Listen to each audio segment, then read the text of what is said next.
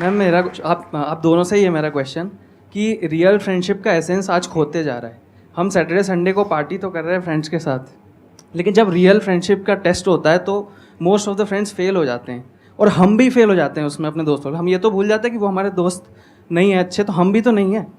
तो ये चीज़ हम रियल फ्रेंडशिप को आज कैसे वापस उसके एसेंस को रीजनरेट करें और खुद भी दूसरों के अच्छे दोस्त बने। दोस्ती बहुत बहुत ज़रूरी होती है और इस पे भी मेरा एक छोटा सा वीडियो है कि आप फ्रेंड्स को आइडेंटिफाई कैसे करें या वही जो क्वालिटीज़ है वो खुद में भी कैसे लाएं। तो सबसे पहली क्वालिटी यही है कि हम जो सिर्फ सैटरडे संडे जिन दोस्तों से पार्टी करने के लिए मिल रहे हैं वो आपके दोस्त नहीं होते हैं।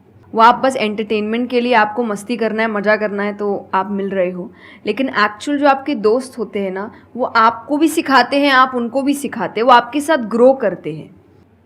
और जैसा आपने कहा एसेंस, जैसे मैं मेरे पेरेंट्स के जो दोस्त हैं सालों से इक्के दुक्के हैं लेकिन अभी तक हैं, और अभी भी हम कई बार ऐसा लगता है कि आप ऐसे कैसे बात कर रहे हो उनसे, तो वो कहते हैं हमारे दोस्तों को अपने दोस्तों जैसा मत समझना कि हम एक दो बोल देंगे या एक दो चीज़ें हो जाएंगी और हमारी दोस्ती टूट जाएगी। हमारी दोस्ती इस चीज़ पर नहीं बनी है। वो अगर महीनों भी एक दूसरे से नहीं मिल रहे हैं या एक साल तक भी उन्होंने बात नहीं की है, वो एक साल बाद भी फ़ोन करते तो वो वैसे ही होते जैसे वो एक साल पहले थे, जहाँ उनकी बात छूटी थी बिल्कुल वैसे।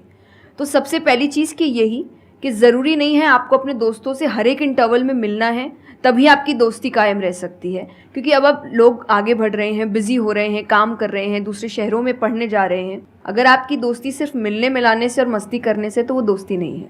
तो ये सबसे पहली चीज़ है कि जो आपको आपके सिचुएशन को समझे, वाइस वर्सा आप उसके सिचुएशन को समझिए कि दोस्ती है पर ज़िंदगी भी है, काम भी है, मेहनत भी है, परिवार भी है।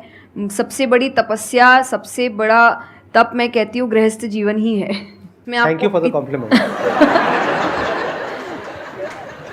उसमें आपको इतना कुछ करना पड़ता है, वो एक सिचुएशन को समझना ज़रूरी है। दूसरा, आजकल जो एक ट्रेंड बन चुका है कि फ्रेंड्स सपोर्टिव होने चाहिए, तो सपोर्टिव का मतलब ये नहीं कि तुम गलत भी करो, तो जो कर्ण और दुर्योधन की दोस्ती थी कि नहीं भाई पाप भी कर, मार, गलत कर, मैं तो साथ खड़ा हूँ, ये दोस्त नहीं होते। ये बहुत बड़ा पॉइंट बोला है इन्होंने, अभी इसके बारे में मैं बात करूँगा।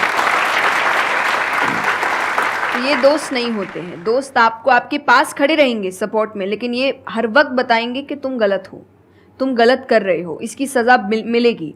तो ये सच्चे दोस्त होते हैं। तो आप या तो कहते हैं ना कि कृष्ण जैसे दोस्त बनो, खुद ही बनो। बात यहीं आती है, कृष्ण जैसे ढूंढने से पहले कृष्ण जैसे दोस्त बनो कि जो हर वक्त बताने। कृष्ण कभी अलग नहीं हुए अर्जुन से।